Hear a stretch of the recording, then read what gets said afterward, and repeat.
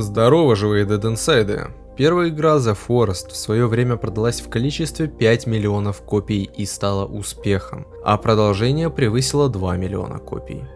За один день! Ажиотаж был настолько большим, что когда игра вышла, то лежал весь Steam. А это для инди-игры безумно большое достижение. Тысячи роликов на ютубе, миллионные продажи, позитивные отзывы говорят о безукоризненном успехе игры. И по сути так и есть. Игра довольно хороша, графика по сравнению с первой частью просто неузнаваема. Механики улучшились, а искусственный интеллект стал, реально умнее. Но почему тогда сейчас, спустя не такой уж и большой промежуток времени, в игре не заинтересовано такое большое количество людей? А некоторые даже перестают проверять обновления. Я сам вхожу в категорию вторых, поскольку игру уже давно прошел и даже не один раз. Обновления, несмотря на то, сколько они времени занимают, предоставляют, казалось бы, несоответствующее затраченному времени нововведения. Да и в принципе игра сейчас ощущается пустоватой. Но почему? Посмотрите как минимум на мир. Он реально огроменный. По нему бегать вообще не в кайф, ибо он просто пустой. Моноколеса находятся не на каждом углу, что делает передвижение по карте без них еще дольше и еще нуднее. Если вы играете с друзьями, то возможно для вас это не будет проблемой. Но только до момента, когда вы пройдете игру, потому что потом вам просто будет нечем заняться. Также есть ощущение, что в игре недостает крафтов. Поскольку сани для бревен добавили относительно недавно, складывается ощущение, что сами разрабы не особо играли в игру.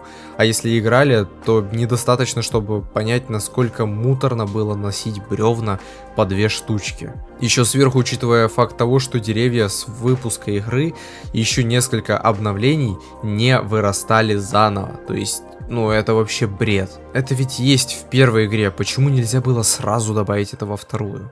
Мне на Twitch стримах реально интереснее играть в Minecraft, Rocket League, Hunt Showdown, нежели Forest. Почему? Да потому что в них есть разнообразие и история. Например, в Майнкрафте я менял версию игры каждый день, выживая. Что красиво ломало генерацию и создавало вау-эффект, когда появлялся в игре тот или иной предмет, или функционал. А в Форесте такого не сделать.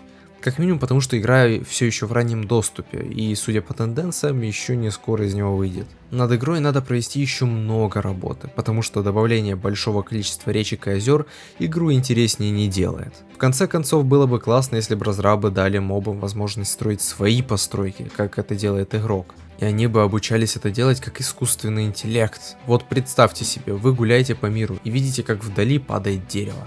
Что? Но я же один на карте, а Келвина там быть не должно, надо бы проверить. Приходите туда, а там вас ожидает племя аборигенов, которые пытаются разобраться, как делать дом из бревен. Вы перелазите на другую часть острова и находите какое-то поселение не с тряпочными тентами, а из реальных бревен, где реально живут аборигены.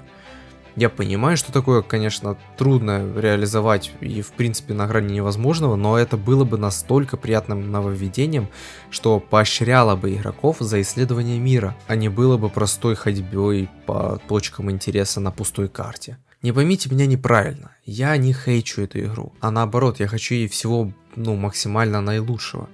Просто меня немного удручает тот факт, что в первый Forest я наиграл 109 часов в Стиме и еще, наверное, 70 часов на пиратке. А во второй Forest, с, казалось бы, улучшенным всем, что есть в первой части, всего 65. И это учитывая, что, наверное, половину от этого, если не больше, я наиграл, просто для разных видео и стримов. Вот, например, я выживал каждый день, выполняя новый челлендж. А Майнкрафт вообще ультимативная песочница, в которой спустя даже больше чем 10 лет находятся разные новые фичи.